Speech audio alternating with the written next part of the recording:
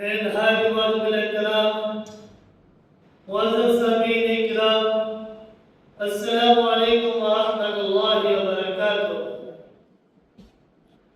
سورۃ الضحیٰ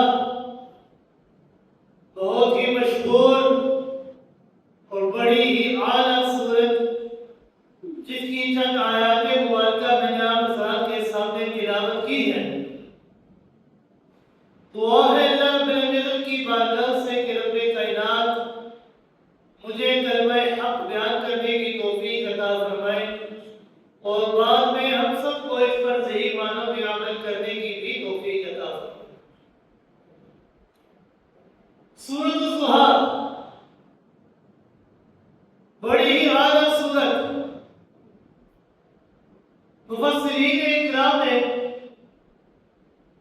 اس آیت مبارکہ کے اور اس سورت کے شان نزول کو بہت ہی اعلیٰ انداز کے اندر بیان فرمایا۔ شان نزول سے مراد کہ یہ سورت کیوں اتری ہے، اس کی وجہ کیا ہے، آخر کیا ضرورت پیش آئی تھی کہ اللہ رب العزت نے اس سورت مبارکہ کو نازل فرمایا۔ اس سورت کا شان نزول یہ ہے کہ ایک دفعہ مشرکین مکہ نے یہود مدینہ کی طرف ایک وفد بھیجا کہ ہمیں چند ایسے علمی سوالات دیجیے۔ کس نے؟ مشرکین مکہ نے یہود مدینہ کی طرف ایک وفد بھیجا کہ آپ ہمیں چند ایسے علمی سوالات بنا کر دیجیے کہ جو ہم اس نبی سے سامنے پیش کریں، اس نبی سے سوال کریں اور ہمیں اس نبی کے صدق اور کذب کا بیان پتہ چلے، کہ ہم اس نبی سے وہ سوالات کے بارے میں پوچھیں اور وہ نبی ہمیں ان کے جواب دے، تب جا کر ہمیں پتہ چلے کہ آیا یہ نبی سچا ہے یا جھوٹا ہے۔ یہود مدینہ نے 3 سوالات دیے مشرکین مکہ کو کہ آپ نے یہ 3 سوالات اس نبی سے کرنے ہیں۔ کون سے 3 سوالات؟ پہلا سوال ان نوجوانوں کے متعلق جن نوجوانوں کے اوپر اللہ رب العزت نے ان کے واقعے کو بیان کرنے کے لیے اللہ رب العزت نے پوری سورہ کہف کو نازل فرمایا۔ ان نوجوانوں کا کیا واقعہ ہے کہ جنہوں نے اپنے شہر سے جدائی اختیار کر کے ایک غار کے اندر پناہ پکڑ لی تھی، اصحاب کہف والوں کے متعلق۔ دوسرا سوال اس شخص کے متعلق جس کو ذوالقرنین کہا جاتا ہے، جس کے بارے میں یہ کہا جاتا ہے کہ جس نے مشرق اور مغرب کے درمیان ساری زمین کا سفر کیا ہے۔ اور تیسری چیز روح کے متعلق آپ نے سوال کرنا ہے کہ آیا اس روح کی حقیقت، روح کی کیفیت یہ کیا ہے۔ یہودی علماء نے ساتھ ہی ساتھ یہ بھی بتایا تھا کہ اگر وہ نبی ان تینوں سوالات کا مفصل جواب دے دے تو پھر بھی وہ نبی سچا نہیں ہوگا، وہ نبی جھوٹا ہوگا۔ اگر وہ نبی ان تینوں سوالات کا جواب نہ دے تب بھی وہ نبی سچا نہیں ہوگا، جھوٹا ہوگا۔ اگر وہ نبی ان تینوں سوالات میں سے 2 سوالات، جو پہلے 2 سوال ہیں، ان کا مفصل جواب تمہیں دے دے اور جو آخری سوال ہے اس کی حقیقت اور اس کی تفصیل تمہیں نہ بتائے تب وہ نبی سچا ہو۔ یعنی تینوں کا سچا جواب دے، تفصیلی جواب دے تو وہ نبی سچا ہے۔ تینوں کا جواب نہ دے، تفصیلی جواب نہ دے تب بھی وہ نبی سچا نہیں۔ ہاں ان تینوں میں سے 2 کا تفصیلی جواب دے اور 1 کا جواب نہ دے تب جا کر وہ نبی سچا ہوگا۔ انہوں نے سوال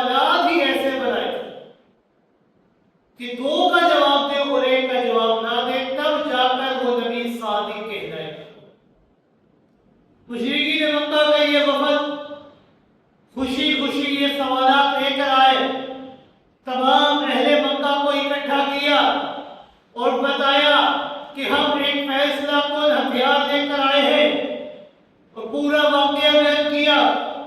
اب مشرکین کے سارے سردار اکٹھا ہو گئے، انہوں نے مل کر ایک وفد تیار کیا اور اس وفد کو پیغمبر کائنات صلی اللہ علیہ وسلم کی خدمت میں روانہ کیا کہ اگر آپ سچے نبی ہیں تو ہمیں ان سوالات کے جوابات دیجیے۔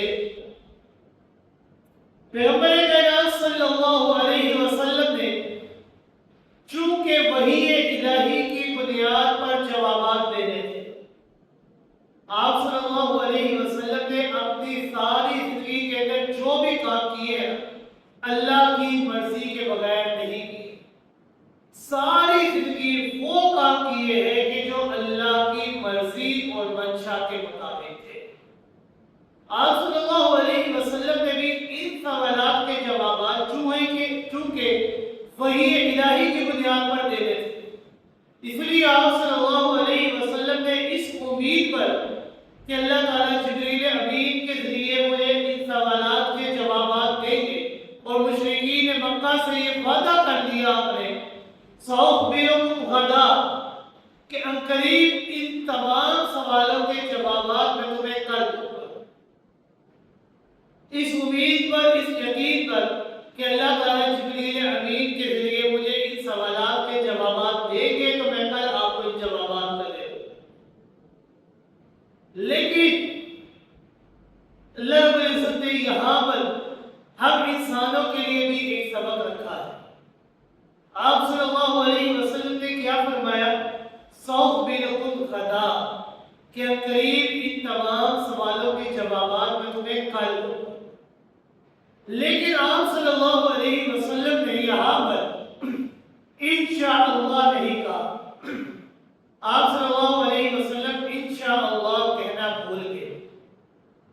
آپ نے کہنا تو یہ تھا سأخبركم غدا انشاءاللہ تعالی، اگر میرے اللہ نے چاہا تو میں آپ کو ان سوالات کا جوابات کر دوں۔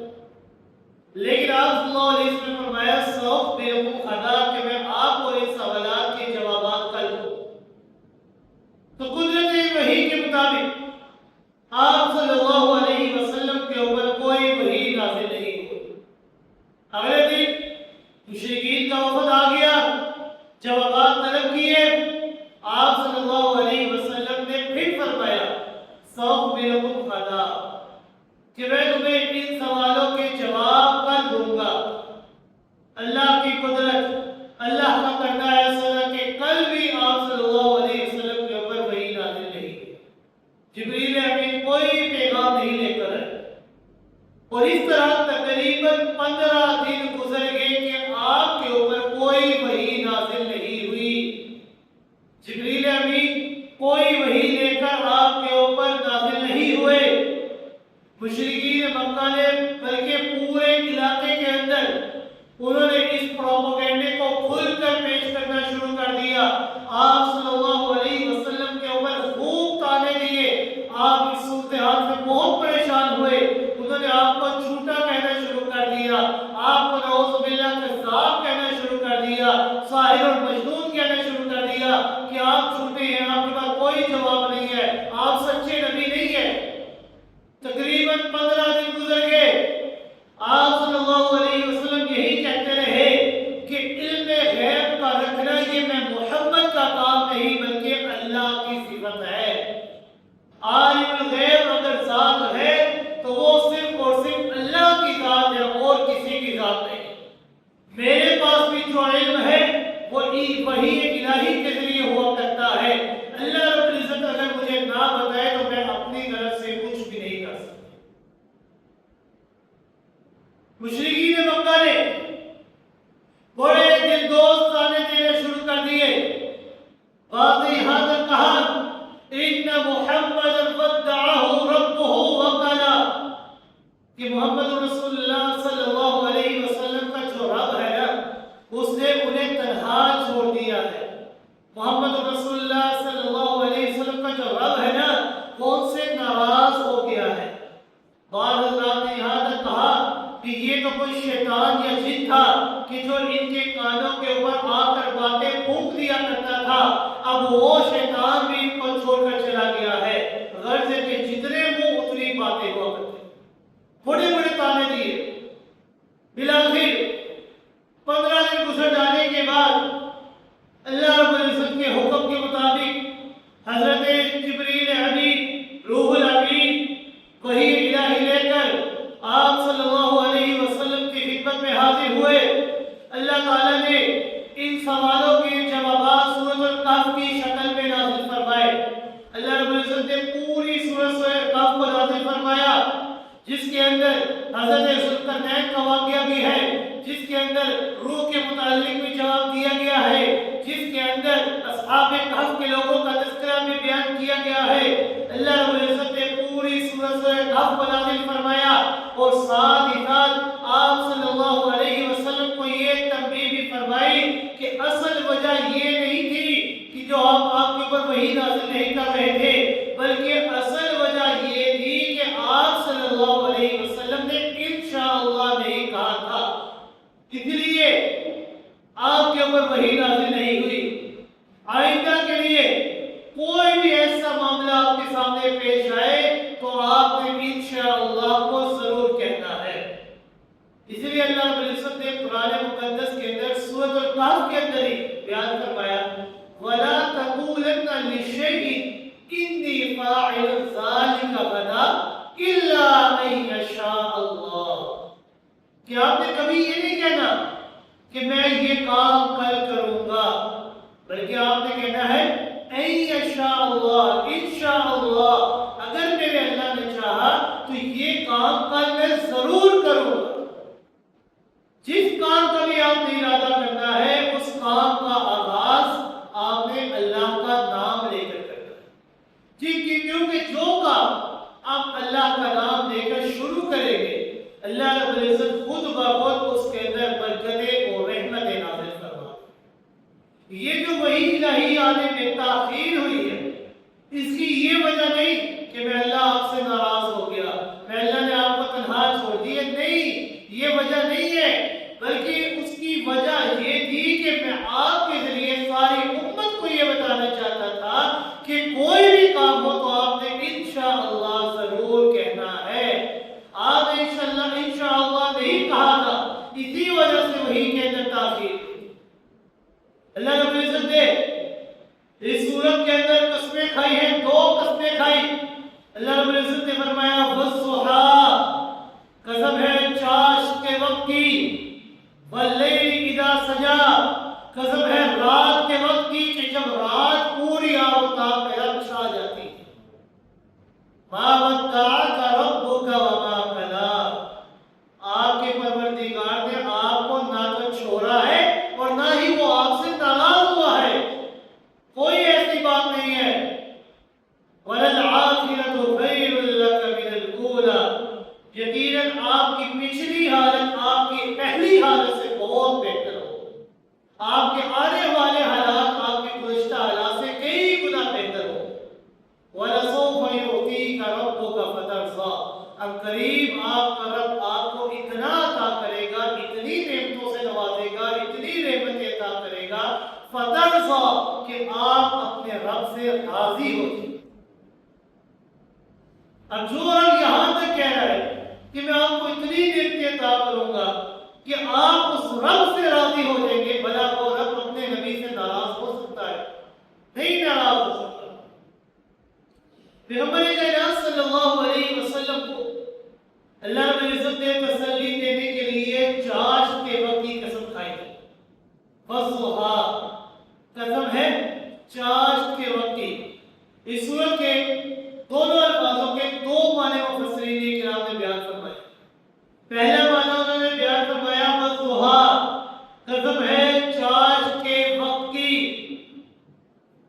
علماء کرام نے بیان فرمایا کہ یہ چاشت کا وقت یہ ایک ایسا وقت ہے کہ جب سورج پوری طرح پورے اس عالم دنیا کے اوپر روشن ہو جاتا ہے۔ چاشت کا وقت جب ہوتا ہے تو سورج پوری آفتاب کے ساتھ چمک رہا ہوتا ہے، پوری روئے زمین کے اندر کوئی کونا ایسا نہیں ہوتا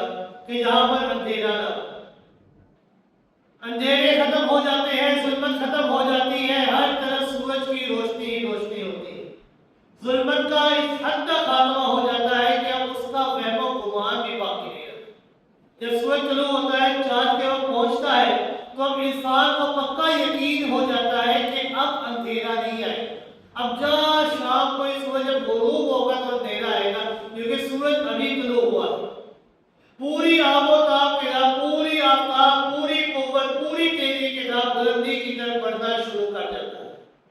اللہ تعالیٰ اس صورت کے اندر انقطاع وحی کو رات سے اور نزول وحی کو دن سے تعبیر کرتے ہوئے فرما رہے ہیں وَالضُّحَىٰ وَاللَّيْلِ إِذَا سَجَىٰ، کہ جب رات چھا جاتی ہے تو وہ مکمل طور پر اندھیرا ہو جاتا ہے، تو خیال گزرتا ہے کہ اب شاید ظلمت ہی کا تسلط رہے گا، شاید اندھیرا ہی ہمیشہ رہے گا، روشنی نمودار نہیں ہو سکے گی۔ مگر یہ ضروری نہیں ہے، ایک وقت ایسا بھی آئے گا کہ جب رات کا جادو بالآخر ٹوٹ جائے گا اور آفتاب عالم پوری طرح سورج کی روشنی سے چمکدار ہو جائے گا۔ اللہ رب العزت نے انقطاع وحی کو واللیل اذا سجا سے اور نزول وحی کو والضحیٰ سے تعبیر فرمایا کہ واللیل اذا سجا، کہ اب لوگوں نے 15 دن تک کوئی وحی نازل نہیں ہوئی، لوگوں نے انقطاع وحی کو نزول وحی کا خاتمہ سمجھ لیا کہ اب کوئی وحی نہیں آئے گی، آپ کا رب آپ سے ناراض ہو گیا ہے، آپ کے رب نے آپ کو چھوڑ دیا ہے۔ لیکن اللہ رب العزت نے والضحیٰ کا لفظ بیان فرمایا، چاند کے وقت کی قسم اٹھا کر بیان فرمایا کہ جس طرح سورج کے نکلنے سے پوری دنیا روشن ہو جاتی ہے، اسی طرح وحی کے نازل ہونے سے خاتمے وحی کا بھی انقطاع ختم ہو جاتا ہے کہ جو لوگوں نے کہا تھا کہ آپ کے رب نے آپ کو چھوڑ دیا ہے، یہ بات سراسر جھوٹ کے اوپر مبنی ہے۔ آپ کے رب نے نہ تو آپ کو چھوڑا ہے اور نہ ہی آپ کا رب آپ سے ناراض ہوا ہے، آپ کا رب آپ سے اتنی محبت کرتا ہے وَلَسَوْفَ يُعْطِيكَ رَبُّكَ فَتَرْضَىٰ، عنقریب آپ کا رب آپ کو اتنی نعمتیں عطا کرے گا کہ آپ اپنے رب سے راضی ہو جائیں۔ یعنی آپ کا رب آپ سے تو راضی ہے، لیکن آپ کو آپ کا رب اتنی نعمتیں نوازے گا، اتنی نعمتیں عطا کرے گا، اتنی رحمتیں دے گا کہ آپ خود رب کائنات سے بھی راضی ہو۔ انقطاع وحی کو واللیل سے تعبیر کیا اور نزول وحی کو والضحیٰ سے تعبیر کیا کہ جس طرح چاند کے وقت کے اوپر سورج طلوع ہوتا ہے اور پوری آب و تاب کے ساتھ چڑھنا شروع ہو جاتا ہے، سارے اندھیرے، ساری تاریکیاں ختم ہو جاتی ہے، اسی طرح میں اللہ نے آپ کو تنہا نہیں چھوڑا، میں اللہ ہمیشہ آپ کے ساتھ تھا، ہوں اور ہمیشہ رہوں گا۔ بس یہ جو وحی کے نازل ہونے میں تاخیر ہوئی ہے، یہ اس وجہ سے بھی ہے کہ آپ نے انشاءاللہ نہیں کہا تھا۔ میں نے آپ کے ذریعے اس امت کو یہ درس دینا تھا، یہ سبق دینا تھا کہ کوئی بھی کام آپ نے شروع کرنا ہو، کسی بھی کام کا آپ ارادہ کریں تو انشاءاللہ کو ضرور کہا کریں، انشاءاللہ کہہ کر اپنے کام کا ارادہ کیا کرے، اور جب کام کا ارادہ کر لیا ہے اور جب اس کا آغاز کرے تو بسم اللہ الرحمن الرحیم پڑھ کر اپنے کام کا آغاز کیا کرے، کیونکہ جب آپ ارادہ کریں گے آپ کے ارادے کو اللہ خود پختہ کریں گے، اور جب آغاز کریں گے اللہ کے نام سے تو اس کے اندر برکتیں اور رحمتیں بھی اللہ نازل کریں گے، کیونکہ جب اللہ کی مدد، اللہ کی اعانت اور نصرت تمہارے ساتھ ہوگی تو تمہیں پستی کا ڈر کبھی نہیں ہوگا، تمہیں لوگوں کا ڈر کبھی نہیں رہے گا، تمہیں اس دنیا کا ڈر کبھی ستائے گا نہیں، کیونکہ اس دنیا سے بڑی طاقت اللہ کی طاقت ہے۔ جب وہ طاقت تمہارے ساتھ ہوگی تو تمہیں کسی اور طاقت کا ڈر نہیں ہے۔ بعض علماء کرام نے فرمایا کہ وَالضُّحَىٰ وَاللَّيْلِ إِذَا سَجَىٰ، دوسرا معنی بیان فرمایا، انہوں نے کہا کہ وَالضُّحَىٰ کی قسم کھانے سے مراد یہ ہے کہ اے پیغمبر آپ کے چمکتے دمکتے رخ انور کی قسم ہے، وَالضُّحَىٰ قسم ہے آپ کے روشن، آپ کے چمکتے دمکتے چہرے کی، آپ کے رخ انور کی قسم اٹھا رہے ہیں۔ واللیل کی قسم کھانے سے مراد یہ ہے کہ آپ کی جو سیاہ زلفیں ہیں نا، اس کے اندر اللہ رب العزت آپ کی ان سیاہ زلفوں کی قسم کھا رہے ہیں. میں نے آپ کے چہرے کو تمام کائنات کے چہرے سے حسین بنایا ہے. میں نے آپ کے رخ انور کو تمام کائنات سے زیادہ روشن بنایا ہے. اور آپ کی زلفوں کو میں اللہ نے رات کی تاریکی سے بھی زیادہ تاریک بنایا. قسم ہے والضحیٰ آپ کے روشن چہرے کی، واللیل اذا سجا قسم ہے آپ کی سیاہ زلفوں کی، اتنی سیاہ زلفوں کی کہ رات کی تاریکی بھی آپ کی زلفوں کا مقابلہ نہیں کر سکتی. گویا کہ ساری کائنات کا حسن آپ کے چہرے انور کے اوپر پلٹ دیا گیا ہے. میرے محبوب، اللہ نے آپ کو چھوڑا نہیں ہے. اگر اللہ نے آپ کو چھوڑنا ہوتا، اگر اللہ آپ سے ناراض ہونا ہوتا تو آپ کو کبھی بھی اللہ اتنا حسین نہ بناتے. ایسے چہرے یہ چھوڑے نہیں جاتے. ہر لمحہ تیرے چہرے کی بڑھتی ہوئی رعنائی یہ اس بات کے اوپر شاہد ہے، اس بات کے اوپر دلالت کرتی ہے مَا وَدَّعَكَ رَبُّكَ وَمَا قَلَىٰ کہ آپ کے رب نے نہ تو آپ کو چھوڑا ہے اور نہ ہی آپ کا رب آپ سے ناراض ہوا. اس صورت کے اندر اللہ رب العزت نے آپ کے بے مثال حسن کو بیان فرمایا. قسم ہے آپ کے رخ انور کی کہ جس کا حسن اس ساری کائنات کے حسن سے زیادہ ہے. واللیل اذا سجا اور قسم ہے آپ کی سیاہ زلفوں کی کہ اتنی سیاہ زلفیں کہ رات کی تاریکی بھی اس زلفوں کا مقابلہ نہیں کر سکتی. پیغمبر کائنات صلی اللہ علیہ وسلم جب مکہ مکرمہ چھوڑ کر ہجرت فرما کر مدینہ منورہ جاتے ہیں تو انصار مدینہ کی اور ان کی اولادیں آپ صلی اللہ علیہ وسلم کا بھرپور استقبال کرنے کے لیے باہر تشریف لے آتے. اپنے گھروں کو چھوڑ کر آپ صلی اللہ علیہ وسلم کا استقبال کرنے کے لیے مدینہ سے باہر تشریف لے آتے. آپ صلی اللہ علیہ وسلم کا جب ورود مسعود مدینہ منورہ میں ہوتا ہے تو انصار مدینہ کی چھوٹی چھوٹی بچیاں آپ صلی اللہ علیہ وسلم کا حسن و جمال دیکھ کر بے ساختہ یہ پکار اٹھتی ہے، یہ کہنے لگ جاتی ہے طلع البدر علینا من ثنیات الوداع. طلع البدر علینا من ثنیات الوداع وجب الشکر علینا ما دعا للہ داع. ایھا المبعوث فینا جئت بالامر المطاع جئت شرفت المدینہ مرحبا یا خیر داع. نحن جوار من بني النجار یا حینا محمد من جار. انصار مدینہ کی چھوٹی چھوٹی بچیاں پیغمبر کائنات صلی اللہ علیہ وسلم کا حسن و جمال دیکھ کر بے ساختہ یہ اشعار پکار اٹھتی ہے.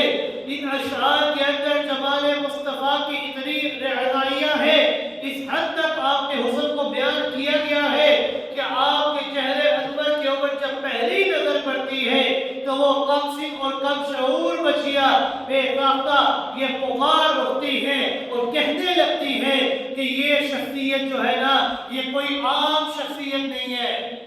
یہ جو شخصیت آج ہمارے شہر کے اندر تشریف لے کر آ رہی ہے یہ شخصیت کوئی عام شخصیت نہیں ہے بلکہ یہ تو چودھویں چاند کا چاند ہے جو ہمارے اوپر اس گھاٹیوں کے اوپر واقع ہو چکا ہے، اس گھاٹیوں کے اوپر طلوع ہو چکا ہے.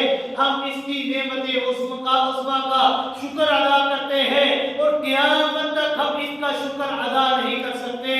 واجب الشکر علینا ہمارے اوپر اس کا شکر لازم ہے کہ انہوں نے اپنے قدم مبارک کو ہمارے شہر کے اوپر داخل کیا ہے. ہم ان کی شکر کو صحیح معنوں میں ادا نہیں کر سکتے. آپ کو اللہ نے اتنا حسین بنایا، اتنا حسین بنایا کہ چودھویں رات کا چاند بھی آپ کے حسن کا مقابلہ نہیں کر سکتا. طلع البدر علینا من ثنیات الوداع وجب الشکر علینا ما دعا للہ داع.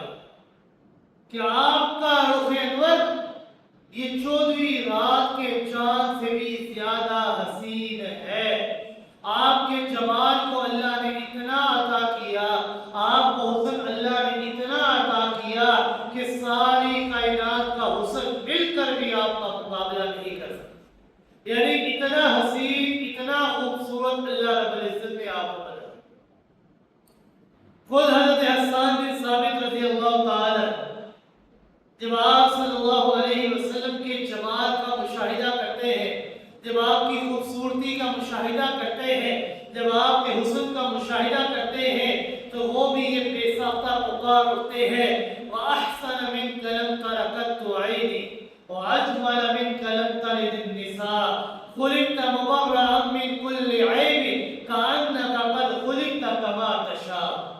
حضرت حسان بن ثابت رضی اللہ تعالیٰ فرماتے ہیں کہ آپ صلی اللہ علیہ وسلم سے زیادہ حسین، آپ سے زیادہ خوبصورت آج تک اس آنکھ نے کسی اور کو نہیں دیکھا۔ فَأَحْسَنَ مِنْكَ لَمْ تَرَ قَطُّ عَيْنِي، آپ سے زیادہ حسین، آپ سے زیادہ خوبصورت اس آنکھ نے آج تک کسی اور کو نہیں دیکھا۔ وَأَجْمَلَ مِنْكَ لَمْ تَلِدِ النِّسَاءُ، آپ کا حسن، آپ کا جمال تو اتنا زیادہ ہے کہ آپ جیسا حسین و جمیل آج تک کسی ماں نے پیدا ہی نہیں کیا۔ جب کسی ماں نے پیدا ہی نہیں کیا تو دیکھنا تو بہت دور کی بات ہے۔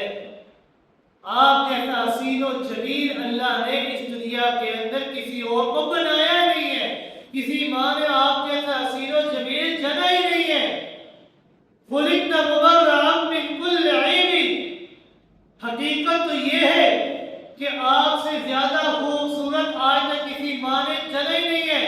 ماں تو تب جنے گی نا کہ جب اللہ رب العزت تخلیق کریں گے، کیونکہ حقیقت یہ ہے خُلِقْتَ مُبَرَّأً مِنْ كُلِّ عَيْبٍ، آپ تو ایسے پیدا کیے گئے ہیں کہ آپ کے اندر کسی قسم کا کوئی عیب نہیں ہے، آپ کی تخلیق کے اندر کسی قسم کا کوئی عیب نہیں ہے۔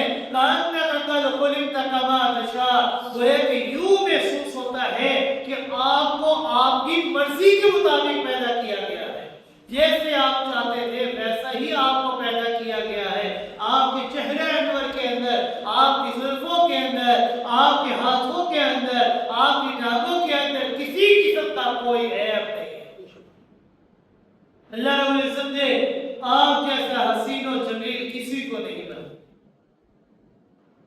سیدہ عائشہ صدیقہ کائنات حضرت عائشہ رضی اللہ تعالیٰ نے قرآن مقدس کے اندر بیان کرتا حضرت یوسف علیہ السلام کے واقعے میں مصر کی شہزادیوں کا حال پڑھتی ہے، بڑی حیران ہو جاتی ہے کہ وہ عورتیں اگرچہ بڑی خوبصورت تھی، انتہائی حسین اور خوبصورت تھی، پورے مصر کا حسن و جمال گویا کہ ان کی طرف سمٹ کر آ رہا تھا، مگر ان پر سیدنا یوسف علیہ السلام کے حسن کی دھاک بیٹھ گئی۔ یعنی وہ عورتیں بڑی حسین تھی، حسن ان کی طرف پلٹ پلٹ کر واپس آ رہا تھا، لیکن جب انہوں نے نبی کو دیکھا تو حضرت یوسف علیہ السلام کے حسن کی دھاک ان کے حسن کے اوپر بیٹھ گئی۔ نبی کے حسن کا مقابلہ کوئی نہیں کر سکتا۔ قرآن مقدس نے ارشاد فرمایا فَلَمَّا رَأَيْنَهُ أَكْبَرْنَهُ وَقَطَّعْنَا أَيْدِيَهُنَّ کہ حضرت یوسف علیہ السلام کے حسن کی دھاک ایسی بیٹھی تھی کہ انہوں نے اپنے ہوش و حواس کو کھو بیٹھی اور اپنے ہاتھوں کو کاٹنا شروع کر دیا، پھل کو کاٹنا دور اپنے ہاتھوں کو کاٹنا شروع کر دیا۔ صدیقہ کائنات حضرت عائشہ رضی اللہ تعالیٰ عنہ فرماتی ہے کہ اگر وہ میرے محبوب آقا دو جہاں صلی اللہ علیہ وسلم کے حسن و جمال کو دیکھیں، ابھی تو انہوں نے ایک نبی حضرت یوسف علیہ السلام کے حسن کو دیکھا اور اپنے ہاتھوں کو کاٹنا شروع کر دیا، اور اگر بالفرض وہ میرے محبوب آقا دو جہاں صلی اللہ علیہ وسلم کے حسن و جمال کو دیکھ لیتی، سارے چہرے انور کو نہیں، اگر صرف اور صرف جبین اطہر کو دیکھ لیتی، آپ کی پیشانی کے اوپر بہنے والے پسینے کے قطروں کو دیکھ لیتی، تو وہ اپنے ہاتھوں تو دور کی بات اپنے دلوں کو ہی چیر لیتی۔ یعنی آپ کا صرف چہرے انور اتنا حسین تھا کہ آپ کے چہرے انور کا کوئی مقابلہ نہیں، اور اگر بالفرض وہ آپ کے چہرے انور کو چھوڑ کر جبین اطہر کے اوپر پسینے والے قطروں کو دیکھ لیتی تو وہ ان پسینے والے قطروں کی بدولت اپنے دلوں کو چیر لیتے۔ کیونکہ آپ کے وجود مقدس کے اوپر جو پسینے کے قطرے گرتے ہیں، جو پسینہ آتا ہے، وہ پسینے بھی موتیوں سے زیادہ خوبصورت اور حسین ہوا کرتے ہیں۔ صدیقہ کائنات حضرت عائشہ رضی اللہ تعالیٰ عنہ فرماتی ہے کہ ایک دفعہ پیغمبر کائنات صلی اللہ علیہ وسلم میرے حجرے میں تشریف فرما کے اپنے گھر میں بیٹھے ہوئے تھے اور اپنے نالین مبارک کو اپنے ہاتھوں سے پیوند لگا رہے تھے۔ آپ صلی اللہ علیہ وسلم کا دستور مبارک تھا کہ اپنے کام آپ اپنے ہاتھوں سے خود بخود کیا کرتے تھے، کسی اور کو نہیں کہتے تھے بلکہ اپنے کام خود کیا کرتے تھے۔ حالانکہ نبی آخر الزمان ہے، آپ کے قدموں کے ہاتھ کا بھی ہم مقابلہ نہیں کر سکتے، لیکن آپ اپنے نالین مبارک کے پیوند خود اپنے ہاتھوں سے لگا رہے ہیں۔ حضرت عائشہ رضی اللہ تعالیٰ عنہ فرماتی ہے کہ میں بیٹھی ہوئی تھی اور چرخے کو کاٹ رہی تھی کہ میں نے دیکھا کہ آپ صلی اللہ علیہ وسلم کی جبین اطہر پر پسینے کے قطرے جو تھے وہ ڈھلک رہے تھے، گر رہے تھے۔ جب میں نے ان پسینے کے قطروں کے اوپر غور کیا تو ان قطروں کے اندر اتنا حسن و جمال چھپا ہوا تھا کہ موتیوں کو بھی شرمندہ کر دے۔ یعنی وہ پسینے کے قطرے اتنے حسین تھے، اتنے اعلیٰ تھے کہ وہ پسینوں کے قطرے جو تھے وہ موتیوں کو بھی شرمندہ کر رہے تھے۔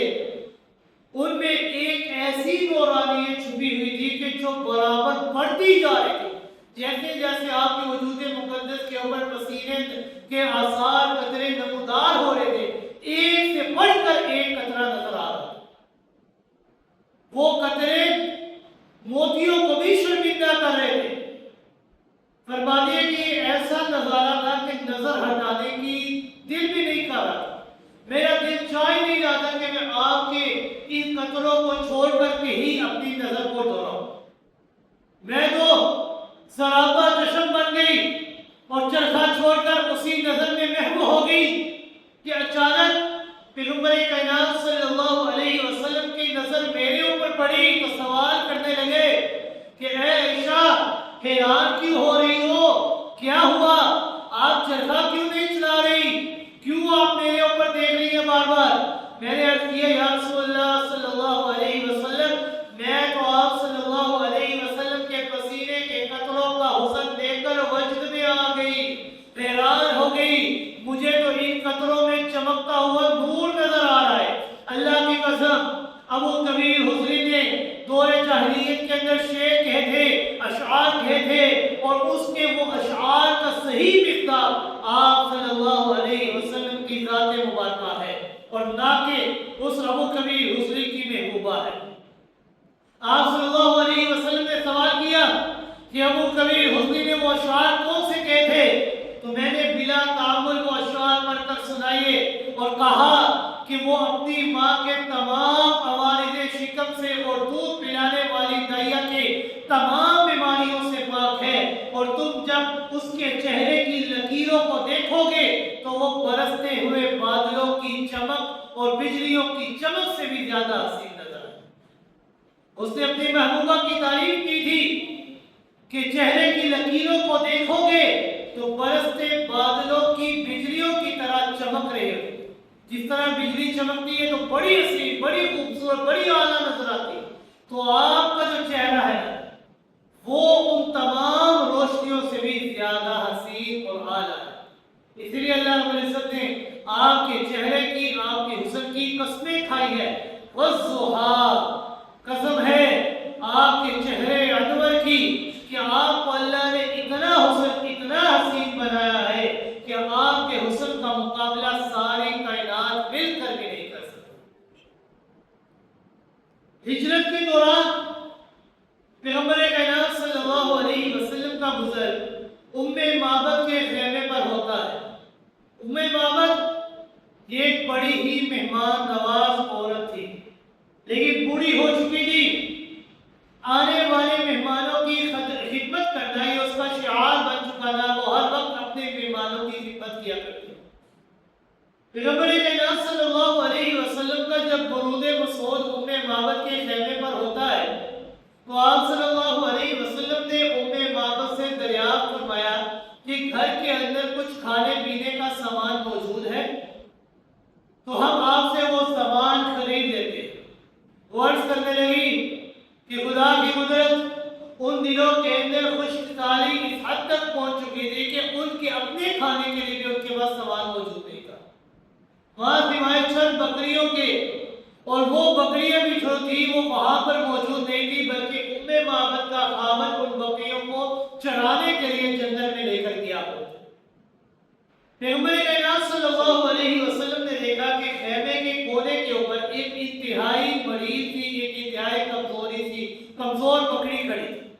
آپ صلی اللہ علیہ وسلم نے سوال فرمایا کہ یہ بکری کیسی ہے؟ ہل بہا من لبن، کیا یہ بکری دودھ دیتی ہے؟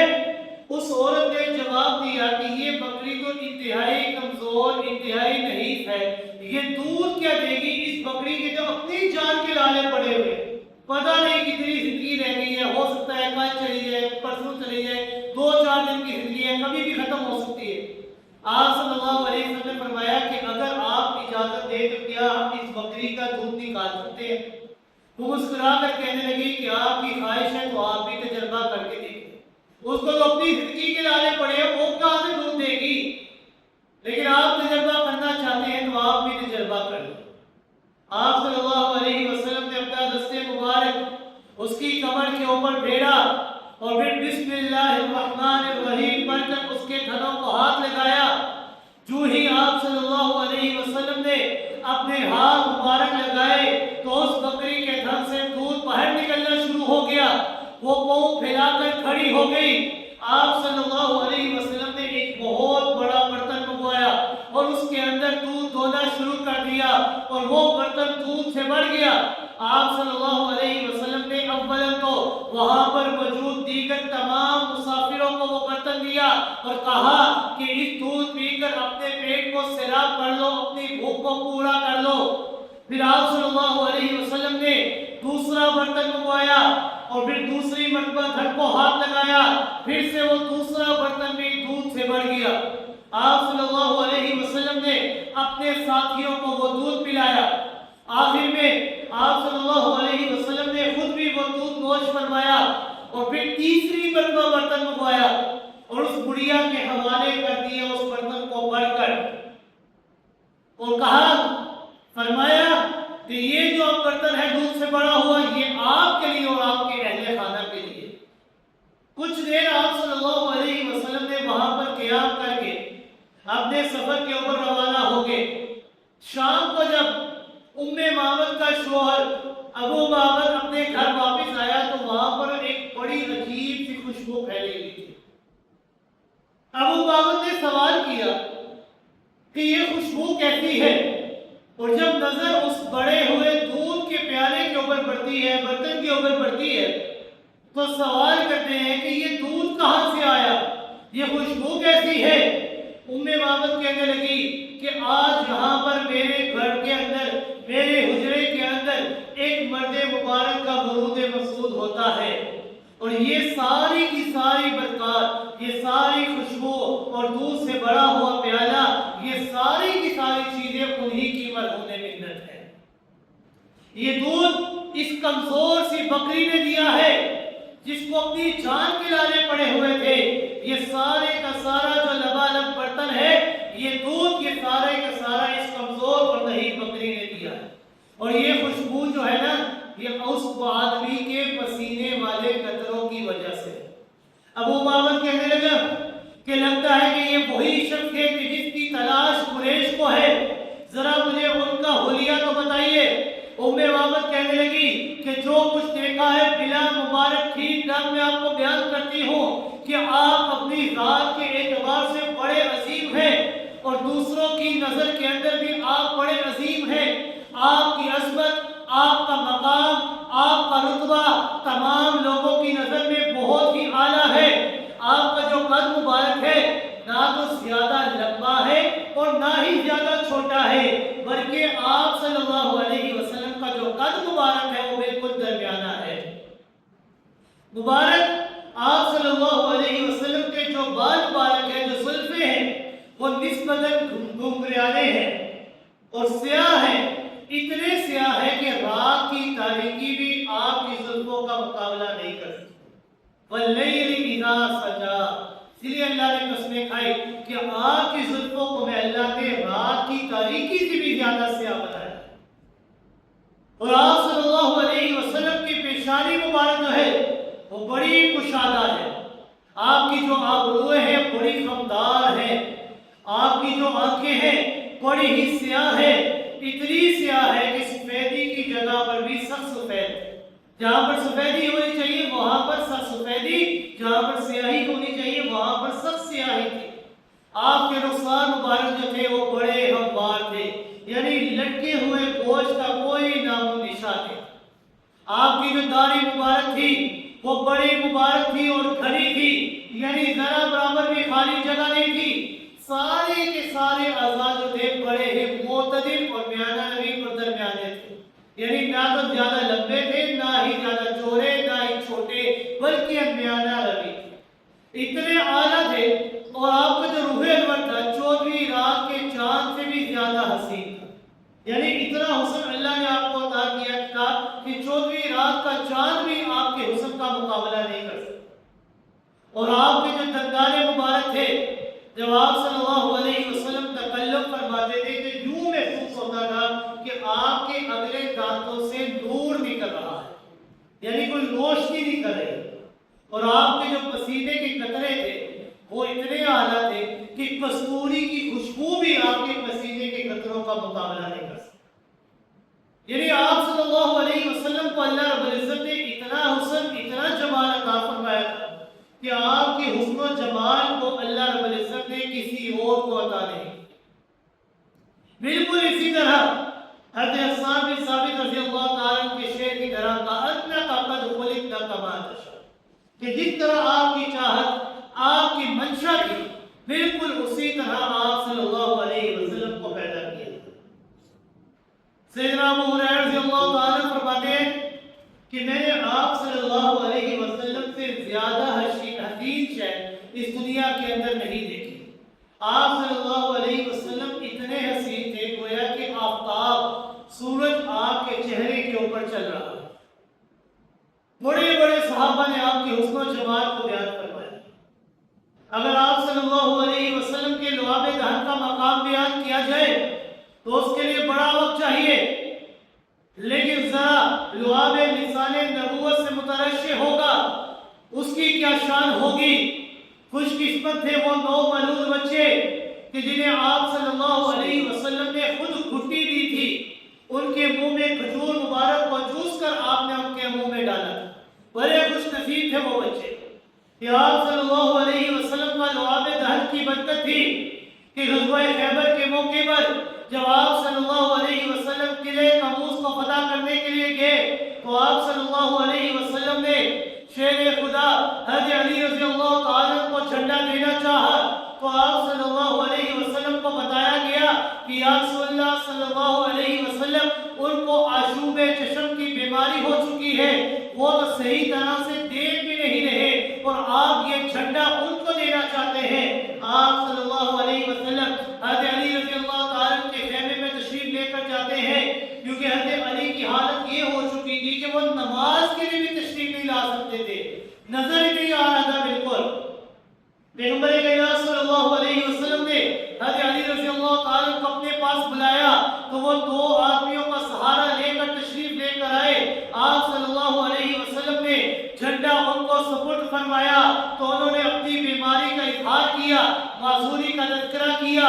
یا رسول اللہ صلی اللہ علیہ وسلم میں اتنا کمزور ہو چکا ہوں کہ میں چلنے پھرنے سے بھی ابھی قاصر ہوں، مجھے تو نظر نہیں آ رہا، میں کیا مقابلہ کروں گا؟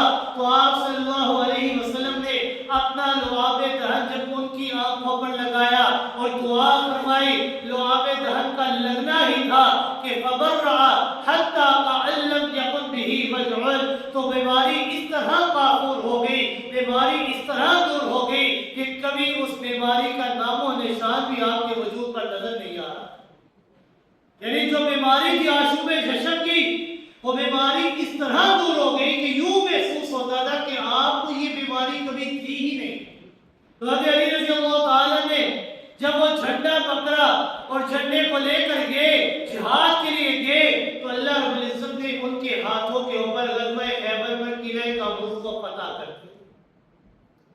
لیکن آپ صلی اللہ علیہ وسلم کا حسن و جمال اتنا اعلیٰ کہ اللہ رب العزت نے آپ جیسا حسین و جمیل اس کائنات کے اندر اور کوئی نہیں پیدا.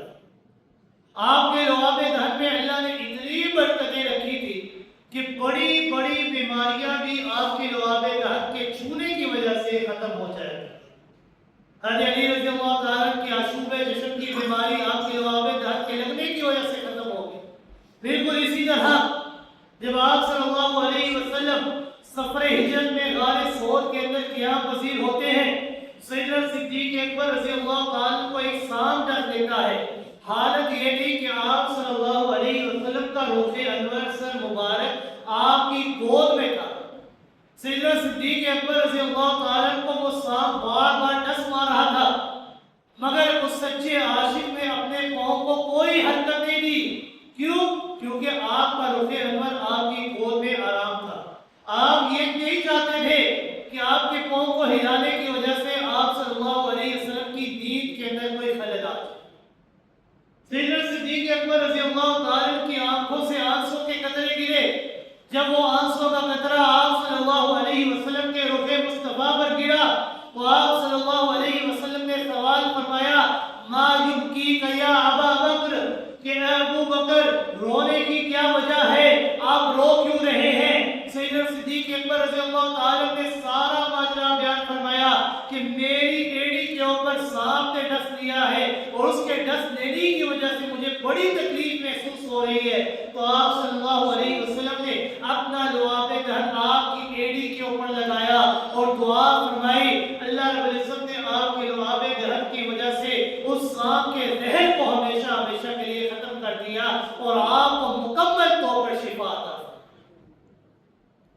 ذرا غور فرمائیے کہ آپ کے لعاب دہن کی اتنی برکتیں ہیں تو گویا کہ آپ صلی اللہ علیہ وسلم کی خود ذات مبارکہ کی کتنی برکتیں اور رحمتیں ہیں.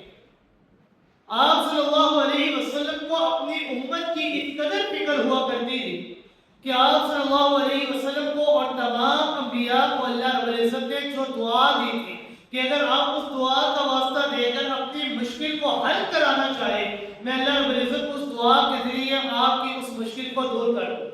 تمام انبیاء نے اس دنیا کے اندر اس دعا کے ذریعے اپنی مشکلات کو دور کرا لی، لیکن آپ صلی اللہ علیہ وسلم نے اپنی اس دعا کو ہمیشہ مخفی رکھا اور یہ کہتے رہے کہ میں اپنی اس دعا کو قیامت تک کے لیے پوشیدہ کر رہا ہوں کہ کل قیامت والے دن میں اپنی اس دعا کے ذریعے اللہ رب العزت سے اپنی امت کی مغفرت اور بخشش کو طلب کروں گا کہ اے اللہ میری امت کے جو گناہگار ہے، میری امت کے جو خطا کار ہے، اے اللہ میں آپ سے دعا کرتا ہوں ان کی خطاؤں کو گناہوں کو معاف کر کے ان کو جنت کا مستحق بنا.